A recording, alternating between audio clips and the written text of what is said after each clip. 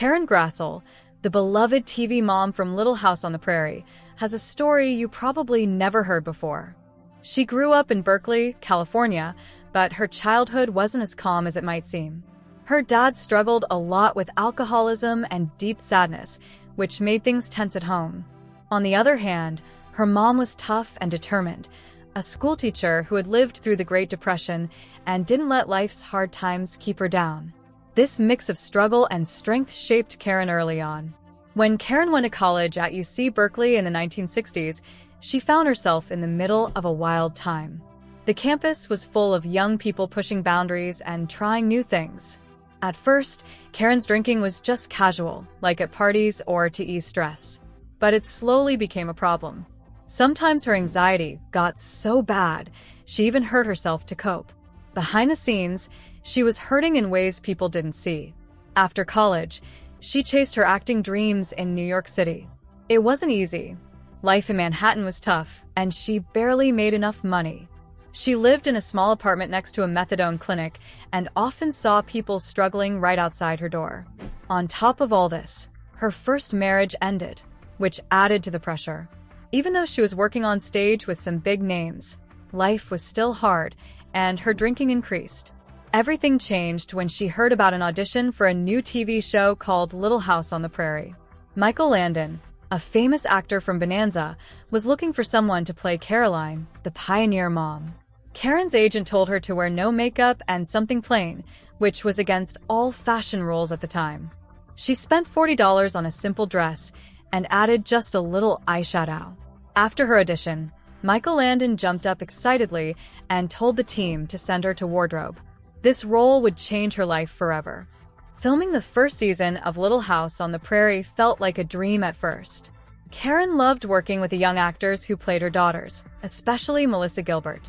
They became close, and it showed on screen. But behind the scenes, things were much harder. Michael Landon wasn't just an actor. He was the boss, director, and writer, which made him very demanding. At first, Karen thought he was just under a lot of pressure. As the show got popular, Karen started earning good money and living a more comfortable life. But with that came more stress and temptation. There was actually a bar right on set, which made it easy for Karen to drink. Her drinking, which was once limited by money, now increased a lot. She tried to drink normally like others but found it affected her badly. She would get very emotional and sometimes embarrass herself. Karen asked Michael Landon for a raise, feeling she deserved it as a main adult actress. Instead of agreeing, Landon refused and insulted her, saying she wasn't as popular as the child actors. This was a huge blow to Karen's confidence. After that, her role was cut and she felt pushed aside. Worse, Landon started making fun of her in front of the crew, joking about her looks and even using very crude language during filming. Karen felt trapped and helpless, used to women being treated badly in the industry at the time.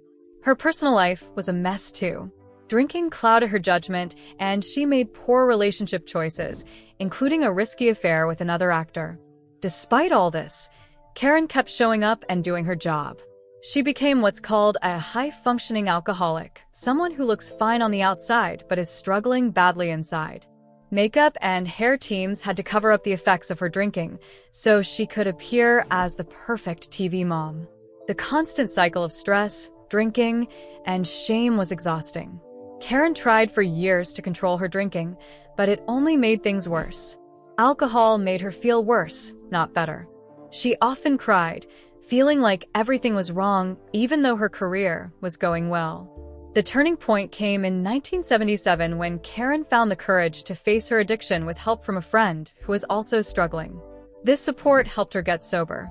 Around the same time, she finally got a better salary after fighting with Michael Landon and the network for years. Sobriety gave her a clearer mind and strength to deal with the problems she had been avoiding. Karen realized she wanted the kind of stable family life that her character Caroline had. Drinking had been a way to hide from that need and fear. As she got better, her working relationship with Michael Landon also improved. They found a way to collaborate more peacefully, and Karen understood more about the pressure he was under as the show's leader. With her personal life stabilizing, Karen used her fame for something bigger. She wrote and starred in a TV movie called Battered, which brought attention to domestic violence, a topic many didn't talk about back then. She also became a strong advocate for women's rights and reproductive freedom, speaking openly about her own experiences with abortion and the difficulties women face in making these choices. Today, Karen Grassle still lives in California. She has turned her struggles into strength and her pain into purpose. From a lost young woman dealing with addiction and heartbreak, she became an inspiration and a voice for change. Her story reminds us that even behind the brightest smiles, there can be hidden battles, and that recovery and growth are always possible. What do you think about Karen's story now? Let me know in the comments below. And if you found this story powerful, don't forget to like and subscribe for more real Hollywood stories.